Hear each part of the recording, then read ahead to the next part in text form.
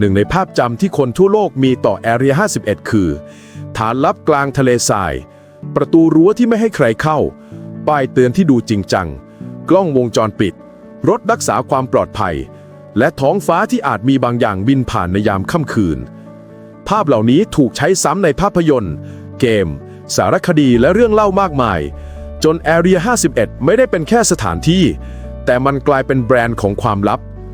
ถ้าพูดถึง UFO หลายคนนึกถึง Area 51 ถ้าพูดถึงรัฐบาลปิดบังความจริงหลายคนนึกถึง Area 51 ถ้าพูดถึงมนุษย์ต่างดาวหลายคนนึกถึง Area 51 นี่คือพลังของตำนานที่ถูกสร้างจากความลับ